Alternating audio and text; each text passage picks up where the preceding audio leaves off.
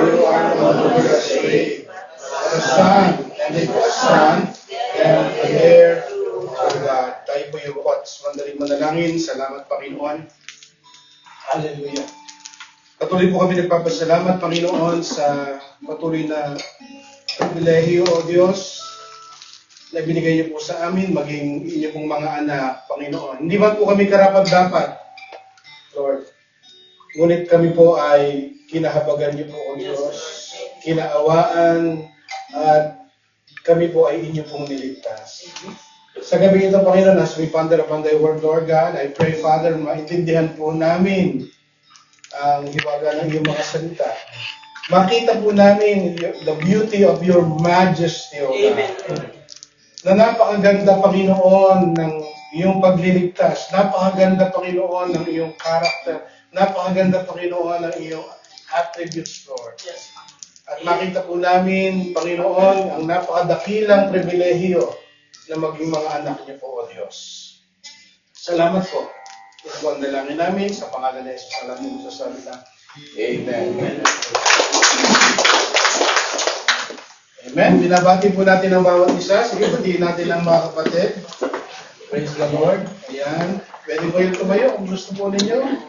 Lalong-lalo na yung hindi niyo po nakakabayan, ay kamayan ninyo. Yan. Praise the Lord. Yung mga iniiwasan niyo po, pakikamayan ninyo. Ikabubuhan na. Ay pati po sa ating virtual, welcome natin yung mga kapatid. Si Brother Dom. Ayan. Sister Jen. Miss ka na namin dito. Si Sister Rose. Hallelujah. Praise God. Doon sa mga hindi po nakakasabay, ang ating pong pinag-aaralan ay Book of Galatians. Amen. Napapagpala po ba tayo ng ating mga sermon? Amen. Praise God sa kumonte. Amen. Yung ating pong pinag-aaralan ay Book of Galatians from, ang ginagawa po natin ay verse by verse. Kaya kapag paumanhin po ninyo, kasi minsan mahaba tayo, kailangan natin ihimay-himayin yung salita ng Panginoon. Sermon number 7 na po tayo. Amen? Amen. Ang ating mong title for tonight is From Slaves to Sons. From pagiging alipin, tayo po ay mga anak na ng Diyos. Amen? So, God redeemed us. Ito po yung ating proposition, yung ating pong sentro ng ating pag-aaralan. God redeems us from slavery under the law and to full sonship in Christ. Therefore, we must not return to spiritual bondage. Tayo po, makikita natin, no? Ewan ko kung natandaan niyo po yung flow ng ating pag-aaral, no? Nagpakilala si Apostol Pablo, nireview niya yung mga false teacher, nireview niya si Pedro, nireview niya yung mga Galatians, sabi niya, you foolish Galatians. Last week, nakita naman natin, yung apel niya ay parang mga kapatid na brothers. Parang na siyang kinakausap niya, pinapaliwanag niya kung bakit siya namamanhik sa mga kapatid na ito. So ngayon, makikita natin yung idea na tayo ay mga alipin. Alipin tayo ng kautusan. Di ba natatandaan natin, tayo ay alipin ng kautusan. At tinawag yung kautusan na tutor. No? Yung tagapag-alaga. Parang sa lengguwahe po natin ay nani. No? Under the law, nakatali tayo sa kautusan. Ngayon po ay pinalaya tayo. At hindi lamang tayo pinalaya, kundi tayo ngayon ay mga anak na ng Diyos. Yan po yung sentro ng ating pag-aaral. So, before I proceed, meron pong kwento dito. There was a child who grew up in an orphanage. Ito po ay sa bahay ambunan, lumaki. Itong bata na ito. At isang araw, mayroong mag-asawang naawa po dito sa bata na ito. At siya po ay inampon, no? Pinroseso yung kanyang papeles, pagkatapos inuwi siya sa kanilang tahanan. Matapos na after a few weeks, siyempre nahihiya pa siya eh. Hindi pa naman niya ka-close yung umampun sa kanya, nahihiya pa siya. Tapos ayaw niya, hesitant pa siya dun sa kumain kasama yung mga foster parents niya. Pero paglaon ng panahon, 2 to 3 years, 4 years, Dapat sila mag-asawa na hindi nagbabago yung pagtrato ng bata. No? Ang ginagawa ng bata ay ayaw niya kumain kasama yung mga bago niyang magulang. Kapag ka po may pagkain, ay nagpapaalam pa. Kumakainin to. Lahat ng ginagawa niya. Ano? Yung nangyari. But even after years in that home, the child still acted like he didn't belong. Parang hindi siya kapamilya. He would ask permission to eat food that was already his. He would hesitate to sit at the family's table. He would still live like an outsider. Anak na siya, legal na anak, tagapagmana. Pero para siyang namumuhay ng outsider, hindi kapamilya. One day the father sat him down and said, "You are not a guest here." Hindi ka bisita rito, sabi ng tatay. "You are my son." The problem was not his status. Kasi anak na siya eh. Legal na siya, di ba? Anong problema? Mindset.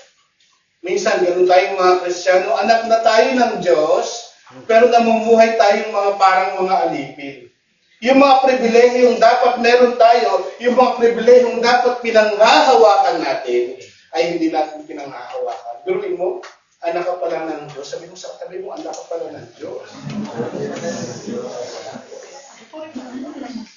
The greatest, ito po mga kapatid, the greatest tragedy is not being a slave, but being free and still living like one.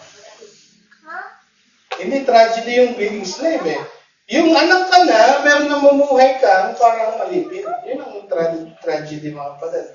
That is exactly what Paul confronts Galatians chapter 4. In Galatians chapter 4. Believers who have been set free, yet are returning to spiritual imprisonment. Tandaan ninyo yung pangyayari ha. Hindi mo nakikita natin. Ito po ay liham ni Apostol Pablo. Kaya isipin ninyo, isang flow ito from the beginning to the end. Liham to eh, sulat ni Apostol Pablo eh.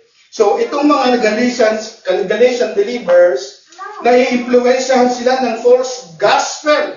Sabi nga ni Apostol Pablo sa chapter 3, di ba? Sorry, chapter 1, verse 8. Sabi niya, whoever preaches a different gospel, let them be of God's curse. Let them be anathema. So, nai-influensyahan sila ng false gospel, naligtas sila na, intindihan nila yung gospel, tapos na-influensya sila ng false gospel, bumabalik sila sa kautusan para sila ay maging matuwid sa harapan ng Diyos. So, ito yung point dito mga kapatid. Bumabalik sila sa pagkakulong. Pero mo kung ikaw ay parang ibon, pinalaya ka na ng iyong yung nag-aalaga sa'yo. Tapos balik ka ng balik, gusto mo pakulong pa ulit. So, ganoon yung idea. So, number 1, is slavery under the law. Verse 1 to 3 ang pag-aaralan natin muna. The condition of the heir. Galatians 4:1 to 2, basahin natin. Now, I say as long as the heir is a child, it does not differ from a slave. The owner of everything, he is under guardian and stewards until the day set by the Father. Kung nakakasabay kayo sa ating pag-aaral, alam nyo na yung ibig sabihin nito eh. Na tayo ay nasa guardian. Ano yung guardian na yun? Yung kautusan. Natatandaan nyo, yung tutor. Yun yung ating guardian natin, yung nag-aalaga sa atin noon. In the Roman world, a child, though an heir, live under guardian until the time set by the father. Sa kulturang Romano, yung mga bata, meron silang tagapag-alaga. Sa panahon natin, ang tawag ay nanay, hindi po ba? No, iaalagaan sila until set time, tagapagmana sila eh. Pero wala silang ganong karapatan. Kasi, alaga pa sila eh, di ba? Wala silang yung mga gusto pa nila, hindi pa nila nagagawa. Wala pa silang ganong karapatan katulad ng adult. At a certain point, after marked by the public ceremony, he would lay aside his childhood garments and be recognized as entering full sonship and inheritance. Doon daw po sa kulturang Romano, gano'n. Pagdating ng panahon, set by the father, yung tatay ang nag-set itong time ito, for example, ay 18 years old. O kaya sa kultura natin, sa lalaki, 21 eh. Pero pagsapit ng 21, Yung damit niyang pambata, mayroon silang pambatang childhood garment na tinatawag, buo pa rin, at bibigyan siya ng panibagong damit, at i-declare siya na siya'y anak. At lahat ng karapatan ng pagiging anak ay nasa kanya na. Recognize and entering full sonship. So ganun yung idea sa kanila. Paul uses a powerful illustration of a child who is still a minor. Though he is the rightful heir, he has no legal authority to act on his own. He lives under guardian and restriction, lacking the freedom that will one day be his. Di ba kahit na mayaman ka, batang mayaman, ikaw ang tagapagmana, pero may tagapag-alaga sa'yo, siya pa ang nasusunod kaysa sa'yo eh. Di ba? Nandiyan ba kayo kapatid? O, sasabi mo, huwag dyan. Pero siya ang tagapagmana, ikaw ang tagapag-alaga lang. Pero hindi, meron siyang mga limitation, may restriction siya. So, huwag mo inumin yan. Maraming restriction kasi na-under siya pa ng tagapag-alaga. So, ganun yung idea. Ginamit ni Apostol Pablo, itong idea na to, tanda niyo si Apostol Pablo ay Roman citizen din. Jew siya, pero Roman citizen siya. Parang dalawa yung citizenship niya. May green card. Parang gano'n si Apostol Pablo eh. Jew siya, pero may Roman citizenship. So, yung idea na yun, doon niya kinuha. Na tayo, nung unang panahon, tayo ay mga alipin pa. Ibig sabihin, under the guardian pa tayo. Yes, tagapagmana pa tayo. Pero bata pa tayo noon, sakop pa tayo ng maraming restriction. Diba? Ang tagapag-alaga nga natin sa context is yung kautusan. Verse 3, sabi yan mga kapatid, so also, we, while we were children, okay? Tayo ito yung sinasabi ng Psalm, were enslaved under the elemental things of the world. Sabi niya na, so also we. So nirelate na niya. Pagkatapos niya i-illustrate yung nangyayari, yung cultural aspect nung nangyayari sa panahon nila, nirelate niya sa atin. Anong sabi niya? So also we, ganun din tayo. Paul speaking to brethren in Galatia, including himself, because he is talking about the former state of humanity, who were under guardian, but became children of God through faith and heirs according to the promise. So also, ganun din tayo, mga bata tayo, nakaalipin tayo sa ano-anumang mga elemental rules, sabi ng Apostol Pablo. While we were children, were enslaved under the elemental things of the world. So, ano yung sabihin ng elemental things? Ito po ay Jewish concept. A mere Jewish phrase. Ang tawag nila dito ay Yesodei Olam Hazeh. Ang ibig sabihin, the principle of this world. Yung mga batas, yung mga restriction, ganun yung idea ni Apostol Pablo. Tayo noon, mga bata pa, sakop pa tayo ng mga restriction, ng mga rules. Yun yung sinasabi niya. Rudimentary instruction. Ang sabi dito ng Cambridge Bible, the alphabet of human race, which it was taught in times antecedent to the gospel revelation, a system of rites and ceremonies, the picture lesson of its childhood. So, anong ibig sabihin ito? Yung mga ritual, diba? Tayo, iba-iba yung mga relihiyon nating pinanggalingan eh. Diba? Ang daming ritual, ang daming requirements. No? Ang sinasabi niya Apostol Pablo, noon tayo hindi pa nakakilala sa Panginoon, sakop tayo ng ano-anumang napakaraming rudimentary principles. Yung mga kautusan, yung mga rules, yung mga religious ceremonies. Hanggang ngayon, marami pang alipin ng religious ceremonies. O may mga nagpapabako. No? Mga devote. Devote pala. Kasi pagkatapos magpapako, nagdidiboto raw. Pagkatapos, devote na eh. So, ganun din tayo. Sakop tayo ng maraming seremonyas, maraming rules. These Jewish religious practices are called rudiments or lesson of this world, not because those are are evil, but it is that like the things of the world, they were transient, temporary, and little value. Bakit sinabi ni Apostol Pablo to? Kasi nga yung mga bagay na yun, hindi man masama. For example, yung mga pagiging deboto natin, yung pagsunod natin sa pananalangin, okay yun eh. Diba? Pero kapag ito ay transient, pansamantala lang, hindi yun yung magliligtas eh. Hindi na natin mga kapatid, hindi yun yung magiging magpapabadal sa ating lahat. Yun yung punto rito mga kapatid.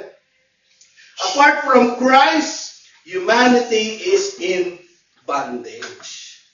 Kung wala si Kristo, mananatili tayo dun sa kalalagayan na yun, na parang bata na tayo ay inaalagaan, ano? Nang yun nga yung tutor na sinasabi. Apart from Christ, humanity is in bondage. Jews are under the Mosaic law, while Gentiles who do not know the law is under pagan system. So makikita natin, parang yung concept na ito, yung sinasabi niya, tignan mo yung mga Jews.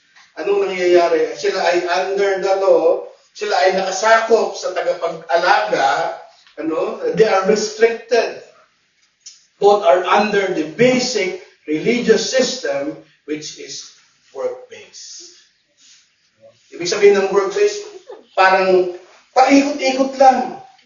Ginagawa yung kautusan, sumusunod sa kalooban ng yung utos ng Panginoon, Mosaic law, kasi nga Jewish sila eh, para maging banal sa harapan ng Panginoon, para maging katanggap-tanggap sa harapan ng Panginoon. Kaya ang sabi ni Charles Spurgeon dito, the general religion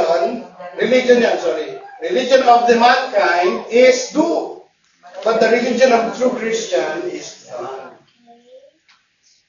Ang religion, lahat ng religion, isipin niyo ito mga kapatid, mag-isip kayo ng pangalan ng religion. Lahat yun nakabase sa do. Kailangan gawin ito. Kailangan, yung ibang mga relihiyon, hindi ko nababanggitin, kailangan sila pumunta sa bundok. Di ba? Kailangan pumunta sa bundok, tapos doon daw imimit nila yung mga Diyos nila. Yung sinasabi ni Brother Cesar na, na kulay blue ba yung bro? Kulay blue na Diyos eh. Nandiyan kayo mga kapatid? So lahat ng religion sa mundo, basically, nakabase sa work-based. Do. Isipin nyo, ano man yung mga religion na yun. Hindi mo kailangan mag-fasting. Pag panahon ng, di ba?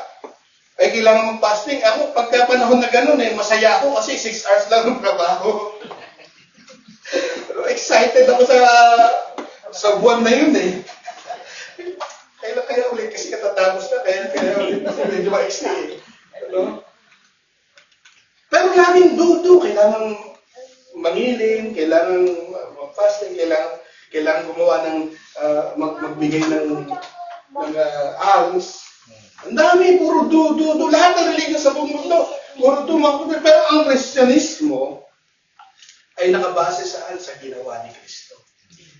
Sabi nga ni Jesus sa krus ng Kalbaryo, it is finished. Tetelestai.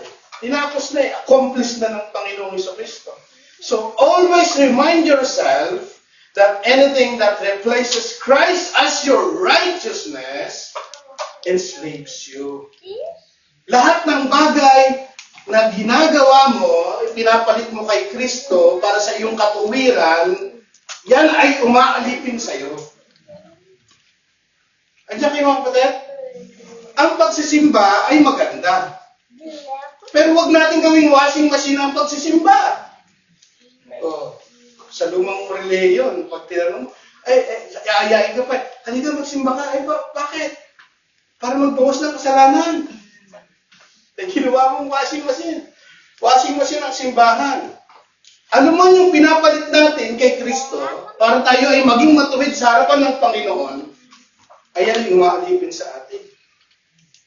Tandaan niyo mga kapatid, ano man yung mga bagay na pinapalit natin, makatuwiran tayo. We are righteous because of what Christ did on the cross of Calvary. Ano yung ginampanan, ginawa ng Panginoon sa Kristo sa cross ng Calvary. Amen? Amen. Hindi kayo mga kapatid? Always remind yourself that anything that replaces Christ as your righteousness enslaves you. Pangalawa, sonship through redemption. Yung una, slavery under the law. Pangalawa, sonship through redemption. The timing of redemption, Galatians 4:4, sabi dito, but when the fullness of time came, God sent forth His Son, born of a woman, born under the law. But when the fullness of the time came, it is in connection to Paul's illustration of a child under guardians until the date set by the father. Di ba yung una niyang illustration? Tayo daw yung bata raw, pagsapit ng panahon, set by the father, magiging fullness yung kanyang sonship. Yun yung ginamit na illustration ng Apostol Pablo dito. Therefore, it is divine appointment, the divine appointed time, and not coincidence or random. Yung ating kaligtasan, yung pagbaba ng Panginoon Jesucristo, no, ng unang Pasko, at ang kamatayan ng Panginoon Jesucristo sa krus ng Kalbaryo ay hindi coincidence. Ito ay divine set appointment by the Father. Hindi ito nangyari lang dahil kinakailangan, dahil ito'y pinlano ng Diyos. Until the date set by the Father. Planado ng Panginoon. Perfect timing, sabi nga natin. Perfect timing. He will make, sabi, God's timing is always perfect. Amen? Ang lino dito, sabi niya, but when the fullness of time came, God is sovereign God. Lahat ng naisin ng Panginoon makapangyayari sa kanyang panahon. This is an encouragement for all of us tonight. Meron tayong inaantay, no? Sinasabi natin parang hindi na mangyayari. May plano ang Panginoon. In God's perfect timing, He will make it happen. When the time is right, sabi nga ng ibang text, when the time is right, He will make it happen. God sent forth His Son, born of a woman, born under the law. Sabi ron, God the Father is the planner, the Son is the one who carried out the plan. Makikita natin dito, sabi niya, God sent forth His Son. Ang Diyos Ama ang nagpadala, si Jesus ang nag-accomplish. Born of a woman. Ito, napakahalaga ng term na ito. Bakit born of a woman? Kasi Jesus Christ is 100% man and 100% God. Hindi natin pwedeng alisin yun, mga kapatid, yung doctrine na yun, yung tinatawag na doctrine of hypostatic yun. Ibig sabihin, God is 100% man, He was born of a virgin, born of a woman, and He is also 100% God. Born under the law, ano ibig sabihin nun? But made by His Father's appointment and His own free will, subject to the law, to keep it all ceremonial, moral, perfectly for us as representative man, and to suffer and exhaust the full penalty of the whole race violation of it. Born under the law, ibig sabihin, siya na Diyos, may likha ng langit at lupa, who is 100% God, 100% man, makatwiran, banal na Diyos. Anong ginawa ng Panginoon? He was under the law. Tinupad niya ang kautusan. Kaya walang makapagsasabi na, ay, si Jesus nagkasala. He was under the law. Ibig sabihin, pinulfill niya lahat ng kautusan. Pero, binuin ninyo siya na hindi nagkasala, pinarusahan para sa ating mga kasalanan. So, anong purpose ng redemption? Galatians 4:5, basahin natin. So that He might redeem those who were under the law, that we might receive the adoption as son. Ito na, ang ganda mga kapatid. Bakit na parito binadala ang Panginoon Jesucristo? No? Anong purpose? Para tayo ay tubusin saan? Para tayo tubusin. Sabi niya, so that meaning the purpose of God sending His Son to the world, incarnated in the flesh, appointed to fulfill all the law required, is to redeem us all who are under the law. So yun yung purpose, para tayo ay tubusin sa ating mga kasalanan. He might redeem. Ang ganda ng word nito, yung Greek word na ek agorazo, ibig sabihin to redeem by payment of price, to recover from the power of another, to ransom, buy off. All men are under the law and cursed by our failure to keep it. Lahat tayo ay nasa ilalim ng sumpa, mga kapatid. Bakit? Hindi nga natin kayang tuparin ang kautusan. Binigay ang kautusan, pero hindi natin kayang tuparin. Amen? Meron ba makakatupad ng kautusan? Meron ba rito? So hindi natin kaya, ibig sabihin, we are under the curse. Mga kapatid, under tayo ng sumpa. Pero anong ginawa ng Panginoon? Yun yung word na ekagurat. So He paid the payment to redeem by payment of a price to recover from the power of another. Nagbayad ang Panginoon Jesucristo. Ang pinambayad niya, alam naman natin ang kanyang dugo, ang kanyang buhay. That we might receive the adoption as a son. Anong purpose ng redemption? Anong purpose ng redemption? Para tayo ay maging anak ng Diyos. Di ba kayo masaya nun, mga kapatid? He sent His begotten Son that we might receive as His sons. All human are God's offspring by creation. Mapapasin natin, pag tinrace ng Bible yung genealogy ng human being, ang dulo nun, ang Diyos si Adam, and then God. Kasi nga, by creation, we are all offspring of God. Tayo yung mga anak ng Diyos. Pero, by relation, hindi tayo anak ng Diyos. No? Bakit? Dahil nga sa fall. Dahil nagkasala ang tao. All humans are God's offspring by creation. But only believers are God's children by adoption. So, basically, hindi lahat anak ng Diyos. In terms of relationship. Yes, yung pagkakalikha sa atin, kaya anak tayo, lahat pwede mong sabihin pag ang context ng pinag-uusapan, anak ng Diyos, dahil nilikha tayo ng Diyos. Pero yung relationship, yung pagiging anak ng Diyos, hindi lahat anak ng Diyos. Sino lang? Yung mga may pananampalataya sa Panginoon. Yung mga tinanggap, inadapt ng Panginoon.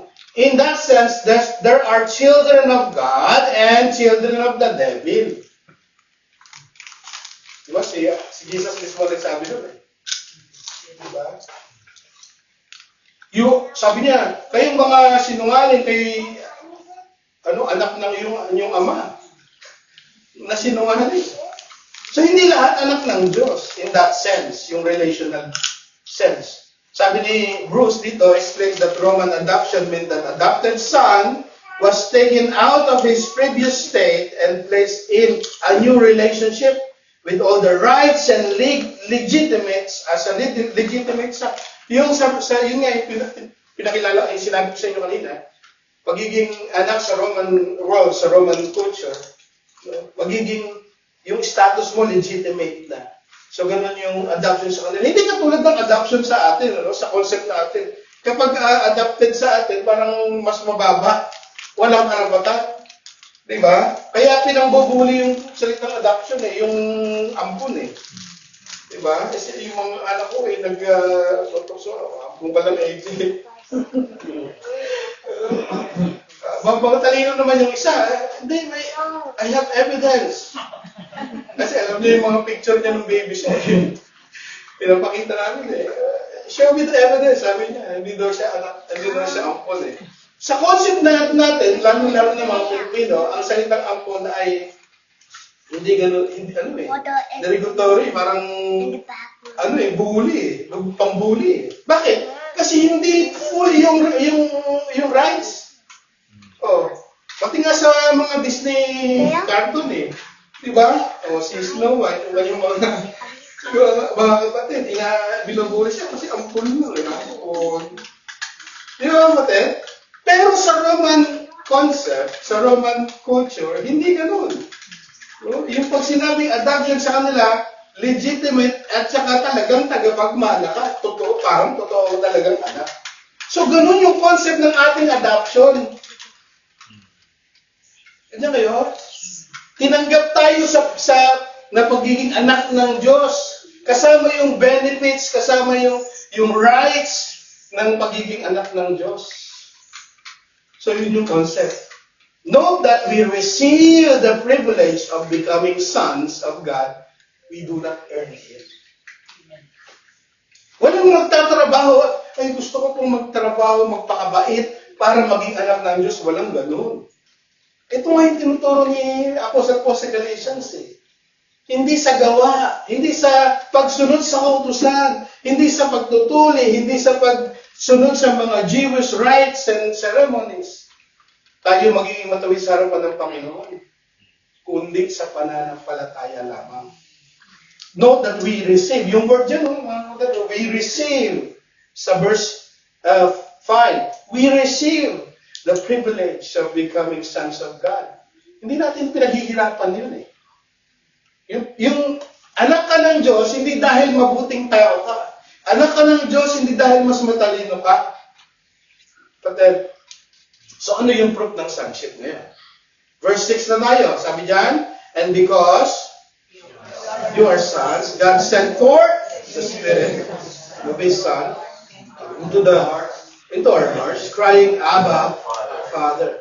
The Holy Trinitarian work of salvation. Makikita natin dito yung Holy Trinity. Masasabi ng iba, wala naman sa Biblia Holy Trinity. Pag nagbabasa ka ng Biblia, makikita mo lagi eh. Ito na lang mga kapatid eh. Sabi dyan, and because you are sons, God the Father, sent forth His Spirit. Kanina ang Panginoon sa Kristo, nag-redeem sa atin. Ngayon naman, God sent forth His Son, and because you are son, God sent forth the Spirit of His Son into our hearts, crying, Abba, Father. Pakita natin yung Trinity rito eh. Kanina, si Jesus ang pinadala. God sent forth His Son. Ngayon naman, the Spirit of His Son, the Holy Spirit. Kaya makikita natin Holy Trinity. The Father initiates salvation. Siya ang nag-initiate, siya ang planner. God initiates the salvation. God sent. The Son accomplishes redemption to redeem those under the law. Sino yung nag-redeem? Si Jesus. Sino yung nagpadala? God the Father. O, paano malalaman ngayon na tayo ay anak ng Diyos? The Spirit applies yung salvation. Siya ang nag-apply noon. Yung banal na Spirit of God has sent the Spirit crying, Our Father. So ngayon, merong proof na tayo ay ligtas na tayo ay anak ng Diyos. Ano daw yung proof? Sumasa atin ng banal na Espiritu. Kaya ang banal na Espiritu ay subsequent, ibig sabihin sabay. Kapag ikaw ay tunay na nanampalataya sa Panginoon, hindi lamang yung tumanggap by words. Kasi sinasabi nila, kailan ka ba? Kailan mo tinanggap ang Panginoon sa Kristo? Pinanalangin yung sinner's prayer. O doon ka naligtas. Hindi mo nakasalalay, mga kapatid. Paano yung panahon na yun? Nagsasalita ka lang, pero hindi ka nananampalataya. O napilitan ka, sinabi sa'yo nung nagsasalita, gusto mo bang pumunta sa impyerno? Huwag namatay ka ngayon. Siyempre, ang sagot mo, hindi. O tumanggap ka. O sumunod ka sa kanila. Susunod ka naman. Pero walang pananampalataya doon na hindi mo naiintindihan yung gospel. So, hindi ka naligtas. Hindi subsequent yung banal na Spirit ng kumundos, nag-filled sa atin. Sumaatin, nag-indwell sa atin. So subsequent, ibig sabihin, nung pinadala ng Panginoon, ang Panginoon sa Kristo, pinadala ng Diyos Ama, ang Panginoon sa Kristo, at ang banal na Espiritu ay pinadala din sa atin, the moment we believe in the Lord Jesus Christ, yun yung nag-apototoo sa puso natin na tayo ay ligtas. Amen? Hindi sa ating mga gawa. Hindi. Ligtas ako, pastor, kasi ang bait ko eh. Ligtas po ako kasi, palagi po akong nananalangin. Palagi po ako nagbabasa ng Bible. Palagi po ako nagsisimba. Hindi nakabase doon ang iyong kaligtasan. Why? Hindi yun ang proof ng kaligtasan. Ang banal na Espiritu ang nagpapatotoo sa atin na tayo ay tumatawag ngayon sa Ama. It is clear in the context that all sons of God have the Spirit of God. Kung anak ka ng Diyos, may banal na Espiritu ka. Amen? Amen. Hindi ako naniniwala na ang mga anak ng Diyos ay sinasaniibang ka eh. Kasi may banal na Espiritu ka, nananahan sa'yo yung banal na Espiritu. Tapos may invite na pastora o pastor, Diba? Lumayas ka. Tapos yung pinalalais naman, yung gumagano na yun. Diba? Bakit gumagano? Sorry, naalala ko kasi yung napanood ko eh. Kumikimot-kimot eh. Oh. Eh, hindi yung ligtas. Diba? Hindi anak ng Diyos kasi ang anak ng Diyos ang linaw eh. Pinadala niya ang banal na Espiritu sa atin. Ngayon, makatatawag tayo sa Diyos ng Ama. Siyempre, anak na ng Diyos. Paano nangyari na may ibang Espiritu nananahan pa? Diba? Sino ba makapangyarihan? Sabi ng Biblia, greater is He that is in you than he that is in the world. Sino makapangyarihan? Ang Diyos ang masamang Espiritu. Tandaan niyo, ang masamang Espiritu, angel lang yun. Angel yun. Masamang angel. Fallen angel. Eh, ang Diyos ay yung creator. Hindi sasabay. Hindi mo pwedeng pagkumparahin, mga kapatid. Why the text use Spirit of His Son? Bakit? Ito pinag-aaral ko, ginamit niya. Rather than the Holy Spirit, ginamit niya the Spirit of His Son. Kasi nga, ang tinutukoy dito, yung Espiritu ng Panginoong Jesucristo, yung pagiging anak niya. Kasi when Jesus Christ relate to the Father during His time on earth, nung incarnated siya, He's relating to the Father through the Holy Spirit. Kasi nga, tinimpi niya yung sarili niya. Diyos siya, yes, pero tinimpi niya yung sarili niya eh. Hindi niya ginamit yung pagiging Diyos niya. So, paano siya nakikipag-relate sa Diyos Ama? Through the Holy Spirit. Ginagawa niya lahat ng bagay. Tumatawag siya through the Holy Spirit. So, sinabi niya ako sa Pablo dito, the Spirit of His Son. Ibig sabihin, the same Spirit na tumatawag, si Jesus Christ tumatawag sa Ama, the same Spirit na meron na tayo ngayon. We can call God, our Father, the same Spirit. Yun yung sinasabi namin sa Pablo. Through the same Spirit, through union with Christ, dahil tumanggap tayo, dahil nanampalataya tayo sa Panginoon, through the same Spirit, through the union with Christ, we can relate to God and cry, Abba, Father. Pero yung concept na ito, revolutionary, lalong-lalo na sa panahon ng mga Judyo, hindi nila tinatawag ang Diyos Ama. Ang Diyos na Ama. Foreign sa kanila yung idea na yun. Pero ngayon, mayroon na tayong relationship sa pamamagitan ng Panginoon sa Kristo. Abba was an intimate and affectionate term. Aramaic term yun, yung Abba. For father. Used within the family circle, expressing both closeness and respect. Yung concept na pag sinabing Abba sa Aramaic, nandun yung respeto, yung pagiging close nandun din. Some translate this to daddy, but many scholars believe it is sentimentalized and oversimplified translation. Sabi ng mga scholar, kasi yung iba sinasabi, pwedeng translate yung Abba as daddy. Pero sabi ng mga scholar, masyadong simplified, parang walang respeto. So, mas maganda, kaya yung mga Bible, tinranslate nila, niretain nila yung word na Abba, Father. Nandun pa rin yung respeto, nandun pa rin yung pagiging close. Hindi lamang Father, talagang merong relationship, close relationship. So, makatatawag na tayo sa ating Diyos. Amen?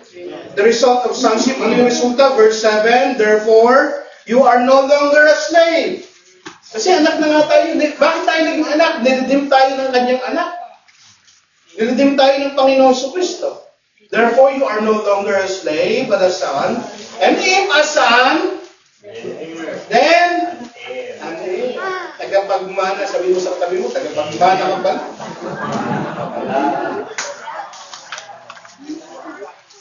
The result of adoption is we no longer a slave. Hindi na tayo alipin. But a son. And if a son, anong nangyari? The benefits, rights of being a son. Meron na tayo. Sons are never slaves. Sons are never slaves, and slaves are never sons. Yung mga alipin, hindi yun anak. Yung mga anak, hindi alipin. Kaya hindi ko na tayo magpalipin kasi nga anak na tayo eh. Ito yung problema sa kaisipan ng mga Galatians eh. Anak na sila, pero bumabalik pa rin sila sa kautusan, nagpapaalipin pa rin. Eh, sabi nga siguro, yung foolish Galatians. Sabi ni Apostol Pablo, nag-iisip ba kayo? Apostol Pablo, we are now heir of the promise. Lahat ng pangako ng Panginoon. Kasama na tayong tagapagmana. Kasi pag sinabi ng tagapagmana kasi, gusto ng mga prosperity gospel, oh wow, blessing! Money come! Sabi nila, pag sinabi yung spiritual blessing, yung redemption, justification, tayo yung kapayapaan natin, we are at peace with God. Walang makakapantay na kayamanan yun, mga kapatid. Yun yung sinasabi dito, sabi ng Ephesians chapter 1, we are blessed with all spiritual blessing. Lahat ng spiritual blessing ay atin na. Dahil sa ating pakikipag-isa sa Panginoon Jesucristo. So, ano obligation dito? Stop relating to God as a taskmaster or a boss. Marami sa atin, kahit ngayon, when we relate to God, parang amo. Para tayong alipin. Iba yung sinasabi niya po sa Pablo na dulos yung servant of God by free will. Iba yun. Na gusto mong maglingkod, iaalay ang buhay mo sa Panginoon. Iba yung concept na ito. Yung alipin na tinutukoy rito, nagpapaalipin ka pa rin. No? Anak ka na, pero yung mga pribilehyo ng pagiging anak ay hindi mo in-enjoy. Anak ka na eh. Ligtas ka na. Ba't parang duda ka pa rin? Di ba mga kapatid? Nilinis ka ng Panginoon eh. Ba't parang nakaasa ka pa rin sa kautusan para linisin ka ulit? Ang naligo na, hindi na natin maligo ulit. Diba? Nilinis ka na ng Panginoon. Hindi kayo mga kapatid? Nilinis na tayo ng Panginoon. Stop relating to God as a taskmaster or a boss. Start relating to Him as a Father. Amen? Start relating to God as a Father. You don't earn sonship, you live from it. Huwag nyo i-try, mga kapatid, na i-earn, ay, gusto ko maging anak ko ng Diyos, gawin ko itong mga bagay na ito, magsisikap ako. Papapagod ka lang. Pagsisikap ako maging anak ko, anak ka na nga ng Diyos eh. Sa paano paraan, nung ikaw ay nakipag-isa ka sa Panginoon Jesucristo, nanampalataya sa Kanya, iniligtas ka niya, binili ka niya, sabi ng Biblia, tinubos ka niya, yung the word na redeem, agorazo, tinubos ka ng Panginoon sa pamamagitan ng kanyang mga dugo, namatay ang Panginoon Jesucristo sa iyo, para sa iyo, tubusin ang iyong mga kasalanan, alisin ang iyong mga kasalanan, iligtas ka sa iyong, sa hell, mga kapatid, sa pagpunta mo sa hell. Bakit? Nawawala yung ating pribilehyo na yun, yung ating pagkapit sa ating Panginoon sa Kristo. Pangatlo, stumbling back to slavery. Nakita ni Apostol Pablo, no, yung concept ng pagiging anak. Ngayon naman, bumabalik eh. Ay katulad ng mga Galatians. Verse 8, however, at that time, when you did not know God, you were slaves, those which by nature are no gods. Paul speaking to Galatians, talking about their previous ignorance of the one true God. They were worshippers of idols who are not God at all. Pinaalala niya po sa Pablo, kayo mga taga-Galatians, kayo mga hintil, ignorante pa kayo sa tunay na Diyos eh. Nung panahon na yun. Sabi niya, Paul is referring to the pagan religion environment of Galatia, which was a mix of Greek, Roman, and local Anatolian religion. Doon sa panahon din ng Galatians, mga Gentiles kumato eh. Ang dami mga Diyos-Diyosan. Roman gods, Greek gods, di ba? Greek gods si Zeus. No? Marami yan si Diana. Diba?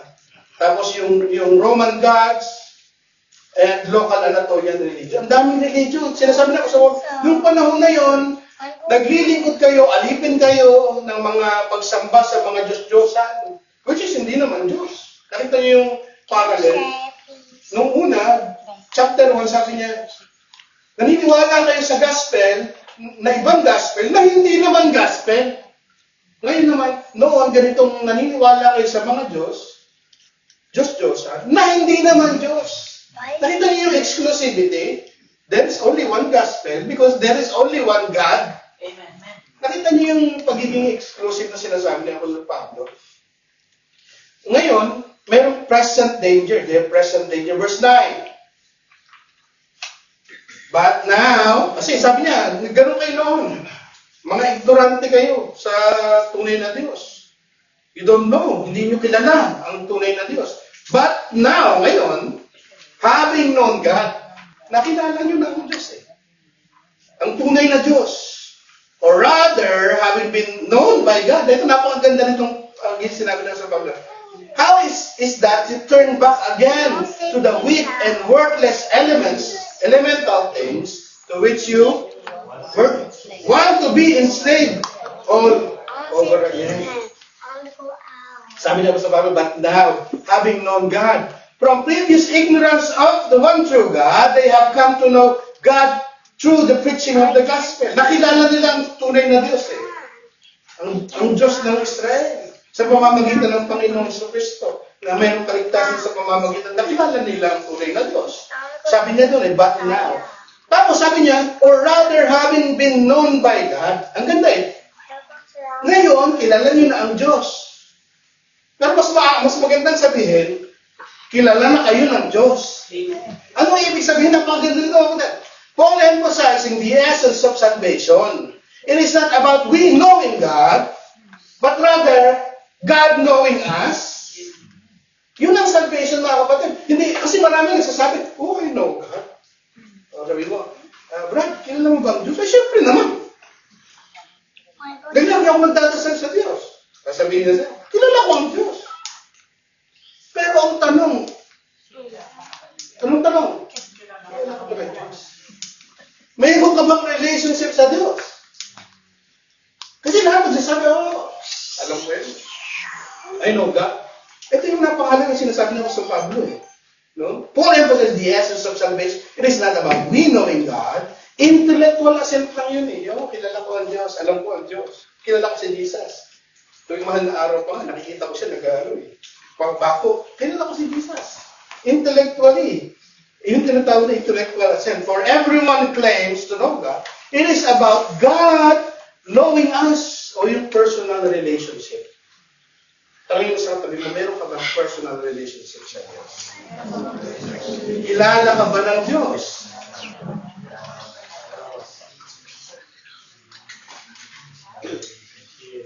Parang may mayamang, sikat na mayamang lalaki. Sabihin mo isang tao, uy, kilala ko yan. Kilala ko yan si ano. Eh, pero pag pumunta ka doon sa bahay niya, tapos sinabi sa'yo ng guard, oh, sino ka? Di ba? Iba yung mayroon yung tunay na relationship. Iba yung kilala ka ng tao. Sa kilala mo siya. So, ganun yung concept ng salvation. It is about having a relationship. It's not about having a religion, but having a relationship with God. It is in contrast to I never knew you spoke against false converts. Di ba sa Bible meron? Oh, ang gagaling nila. Sila ay nagpapalayas na masasamang espiritu, nagpapagaling. Pero pumunta sila sa Panginoon sa Kristo. Anong sabi ng Panginoon sa kanila? I never knew you. Biruin mo, gumagawa ng ministry ang sisipag, pero sabi ng Panginoon, I never knew you. Hindi ko kayo kilala. So it's not about we knowing God. Ang tanong, kilala ka ba ng Diyos? Meron ka bang relationship sa Diyos? How is it that you turn back, sabi na sa Pablo sa mga Galatians, again to the weak and worthless elemental things to which you want to be enslaved all over again? Having a relationship with God as His children, it is understandable to wonder why Galatians wanted to be enslaved again by religion. Nakita natin, anak na sila eh.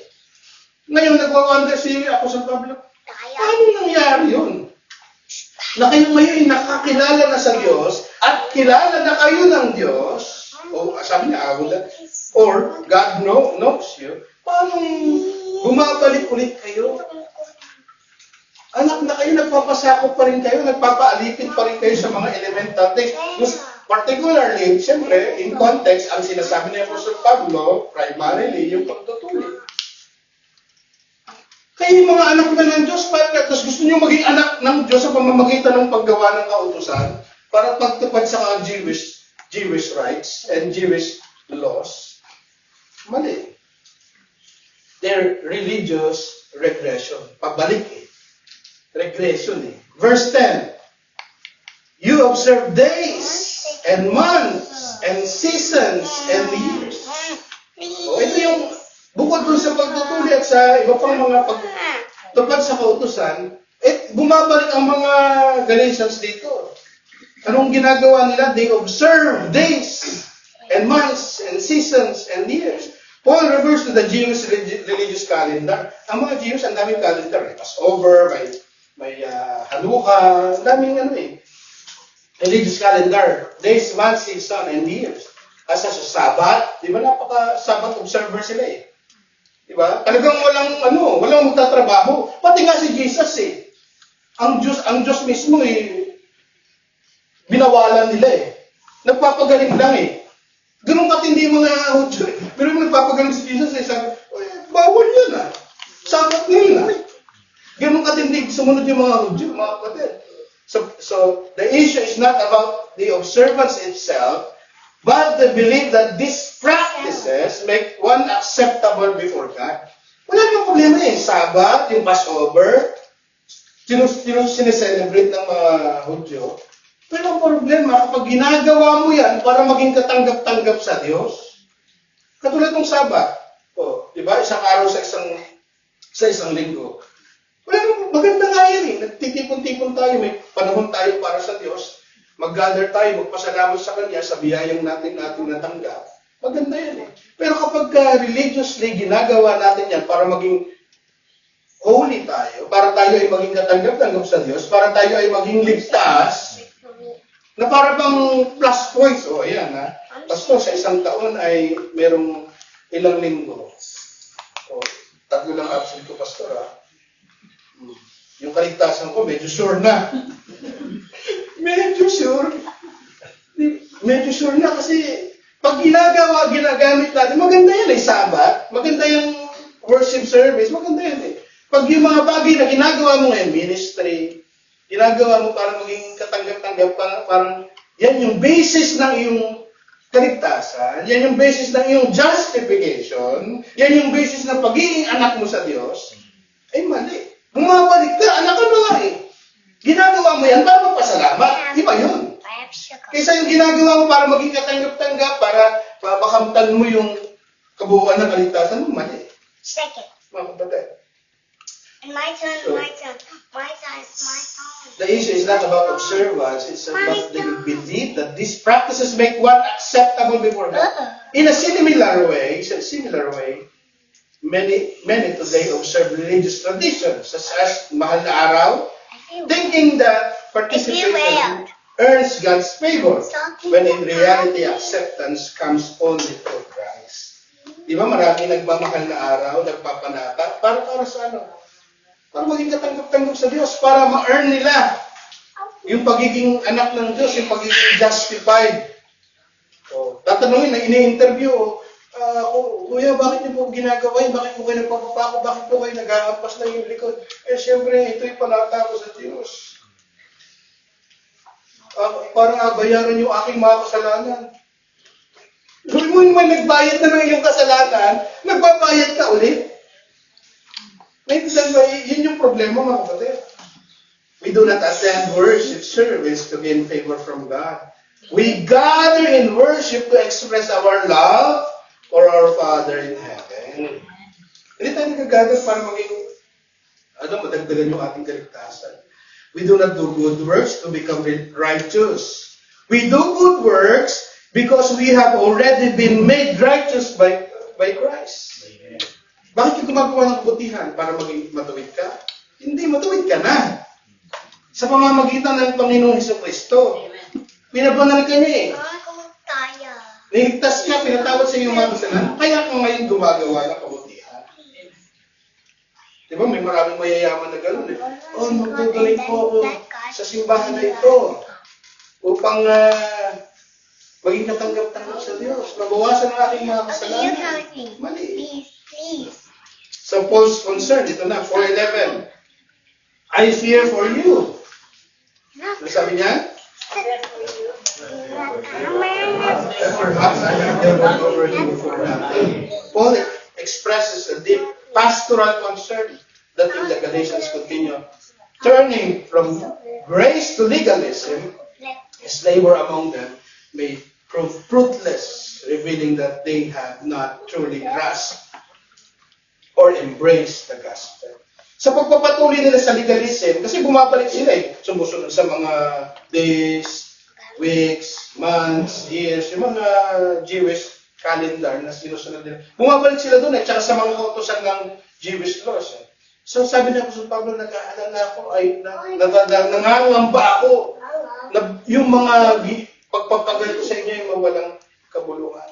Masayang lang. Kasi nagpapatuloy kayo. Yung concern niya, binubuhos ni Apostol Pablo rito No matter how outwardly successful a ministry may appear, if its members live in performance-based Christianity, it ultimately becomes empty.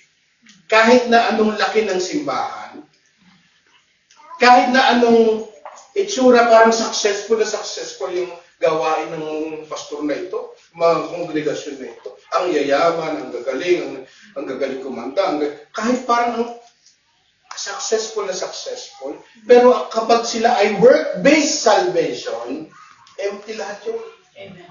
Ginagawa nila lahat ng bagay na yan, parang successful sila, pero work-based ang kanilang salvation.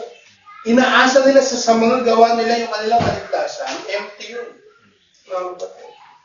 Walang kwenta. We must hold fast to the true gospel of grace. That justification is by faith alone. Ang pagiging matuwid sa harapan ng Diyos ay sa pamamagitan lamang ng pananampalataya sa Panginoon. Namatay ang Panginoon sa Kristo para sa atin. So anong application ng legalism feels spiritual, but it is actually regression. Pagka nagiging legalistic ka, ginagawa mo yung mga bagay na ginagawa mo patungkol sa Diyos para maging matuwid sa harapan ng Diyos. Akala mo religiosity yun, akala mo progression yun, akala mo righteousness yun. Hindi, paatras ka. Kasi ang pananampalataya sa Panginoon sa Kristo ay sapat na. Adding rules to grace does not strengthen it, it weakens it. Pag naglalagay tayo ng mga rules. Sabi ng Biblia, salvation is by grace alone, through faith alone. Tapos dinadagdagan mo, hindi, teka. Kailangan magpabautismo. Kailangan gawin ang mga bagay na ito. You cannot improve the gospel by adding it. Lastly, mga kapatid, last point, shepherd's sorrowful appeal. Verse 12. Sabi nito, I beg of you, brothers, become as I am, for also I have become as you are. You have done me wrong. Ito, ganda rito. Very yung puso na ako sa Pablo, sinasabi niya na dito. Paul is pleading to the brethren in Galatia to become like him, who is free from legalism of Jewish religion. Maging katulad ko kayo. Bakit?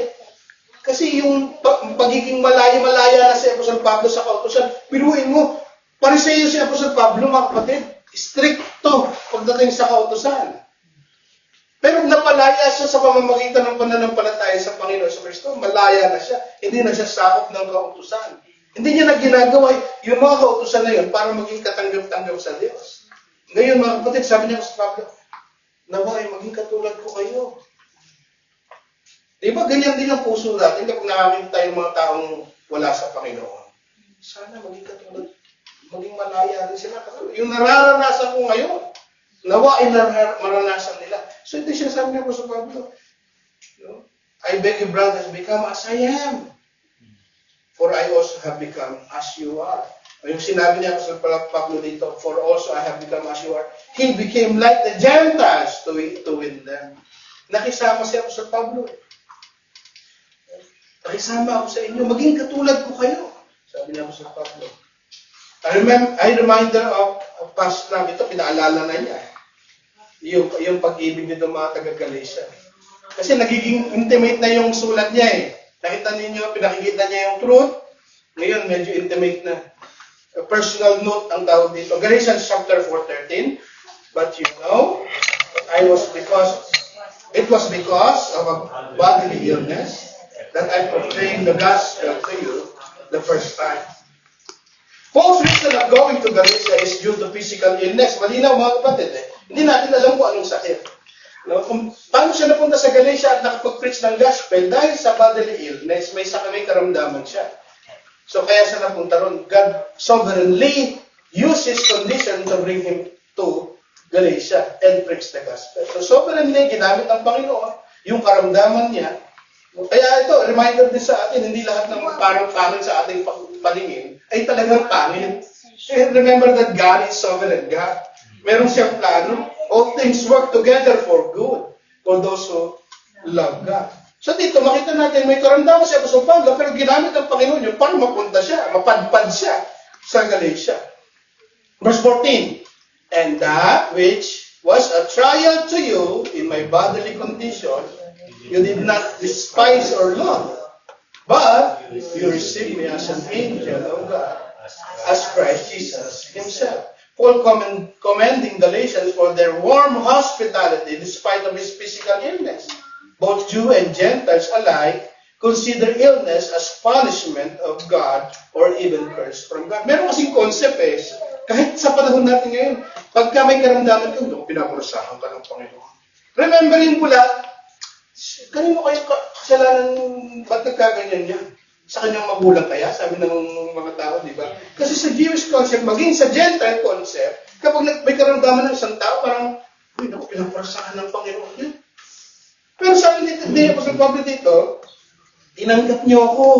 Kahit may karamdaman ako, tinanggap niyo ako parang angel. Kasi ang angel sa concept, ng Jewish concept, ay messenger. Messenger ng Panginoon. So tinanggap siya. Warm hospitality. Pinapaalala niya ako sa Pablo. So kahit may karamdaman ako, tinanggap niyo ako nung nandyan ako. Ginamit ng Panginoon yung aking karamdaman. Verse 15, where there is that sense of blessing you had, for I testify to you that if possible, you would have plucked out your eyes and given them to me. Noted Greek scholars such as Lewis, Randall, and Robertson believe that the nuances of the Greek text indicate that Paul's physical infirmity was an eye problem. Maraming mga scholar ng Biblia, kasi ano karamdaman kaya tinutukoy ng Pablo? Ito naman, hindi kasi malinaw na sinabi ng Biblia, pero maraming scholar ang nagsasabi, karamdaman sa mata. May karamdaman si Apostol Pablo sa kanyang mata. Sa Galatians 6:11 sabi doon, where Paul makes reference to large letter written with his own hand, may also support this idea. Kasi sabi sa, ito, next time pa to 6:11 sabi niya, sinulat ko ang mga liham na ito ng mga malalaking letra. So, sumusuporta ito na mayroong problema si Apostol Pablo sa kanyang mata.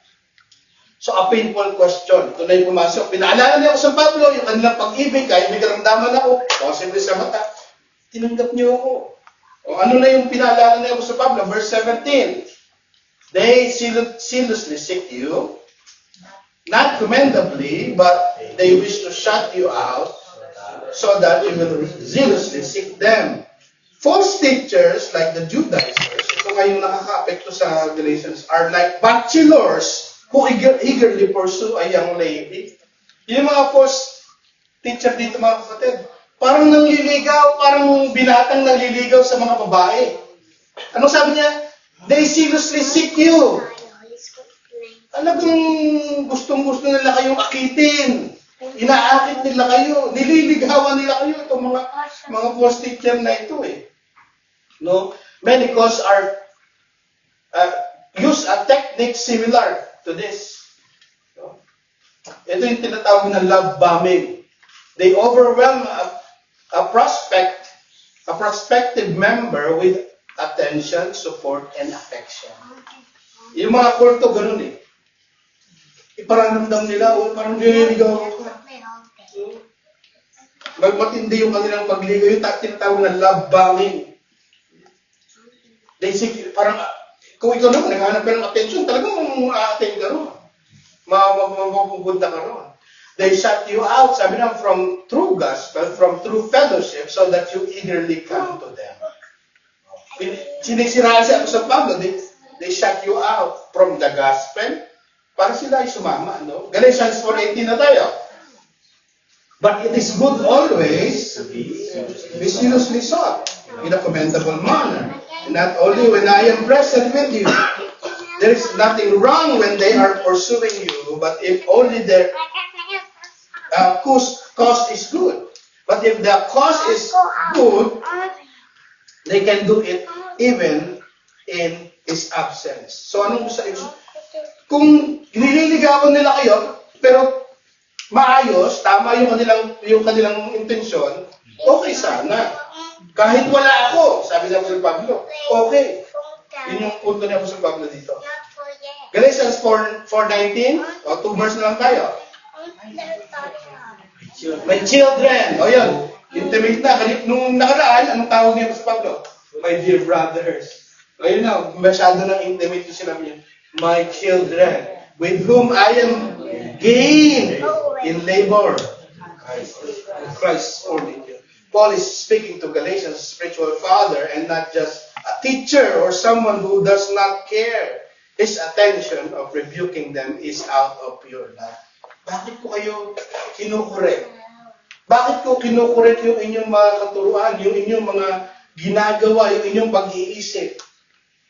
Ito yung sinabi ng Apostol, kasi nga, mahal ko kayo, sabi niya.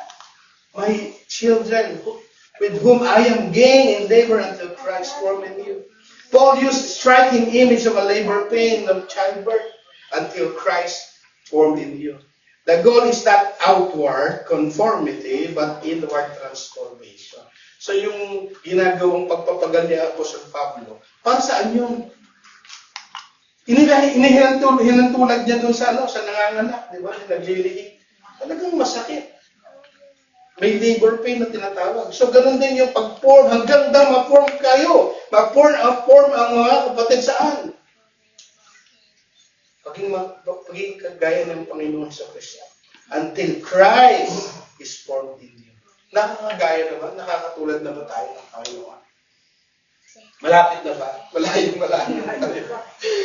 Galatians 4:20, last verse. But I could wish to be present with you now, and to change my tone, because I am perplexed about you.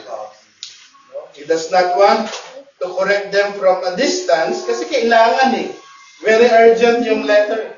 Kasi nga may danger na nangyayari sa Galatians. So kailangan niya isulat ito, i-correct sila.